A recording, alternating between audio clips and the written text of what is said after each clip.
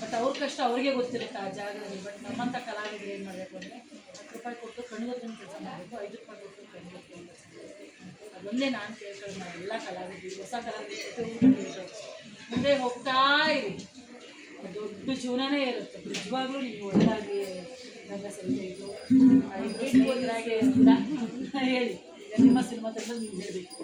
ಈಗ ನಮ್ಮ beet police ಸಿನಿಮಾದ ಒಂದು ಜನಕ ಒಂದು ಫಸ್ಟ್ ರಿಲೀಸ್ ಆಗಿದೆ, ತುಂಬ ಖುಷಿಯಾಗಿದೆ. ಇನ್ನು ಟೀಸರ್ ರಿಲೀಸ್ ಆಗಬೇಕು, ಟ್ರೈಲರ್ ರಿಲೀಸ್ ಆಗಬೇಕು, ಆಡಿಯೋ ಲಾಂಚ್ ಇದೆ, ಮತ್ತು ಮೂವಿ ಬರ್ತಾ ಇದೆ, ಸಿನಿಮಾ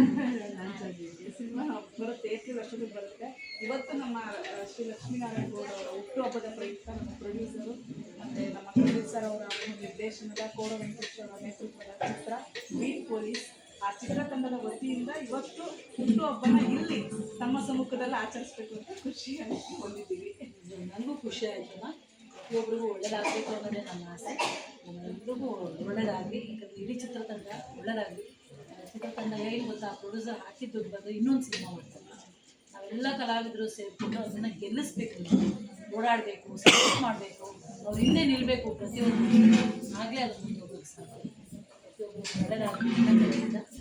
ಎಲ್ರಿಗೂ ಧನ್ಯವಾದಗಳು.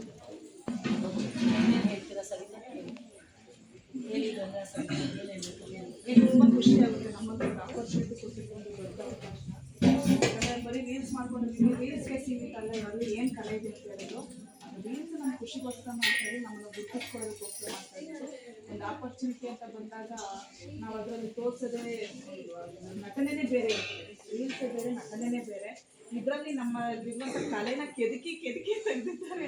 ನಿಮ್ಮ ಕೈಲಾಗುತ್ತೆ ಮಾಡಿ ಅಂತೇಳಿ ನಮ್ಮ ಸಿನಿಮಾದಲ್ಲಿ ದೊಡ್ಡ ಕಲೆಗಳೇ ಇದ್ದಾರೆ ಮೇಡಮ್.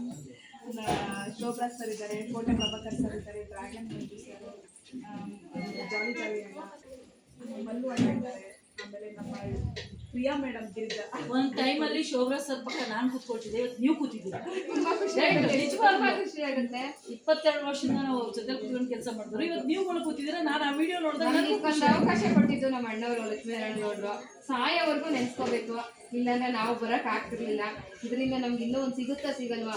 ಖಂಡಿತ ಸಿಗುತ್ತೆ. ಕಷ್ಟಪಟ್ಟು ಸಿನಿಮಾ ಅಂತ ಯಾವತ್ತೂ ಅನ್ಕೋಬೇಡಿ. ನಮ್ದು ಆಸೆ ಈಡೇರಿದೆ ಸಿಸ್ಟರ್, ಅದೇ ಒಂದು ಖುಷಿ ನಮ್ಗೆ. ನಮ್ಮ ಆಸೆ ಈಡೇರಿತೋ ಇಡೋರಲ್ವೋ, ಒಂದು ಅದೊಂದು ಕನಸಾಗಿತ್ತು, ಈಡೇರಿದೆ. ಇದೇ ದೊಡ್ಡ ಖುಷಿ ನಮ್ಗೆ. ಸಣ್ಣ ಪಾತ್ರನ ದೊಡ್ಡ ಪಾತ್ರನ ನಮ್ಮ ತನನ ನಾವು ತೋರಿಸ್ಕೊಂಡಿದೀವಿ. ಪಾತ್ರೆ ತೊಳೆದ್ರು ಕಲಾವಿದ್ರೆ, ಕಸ ಗುಡಿಸಿದ್ರು ಕಲಾವಿದ್ರು.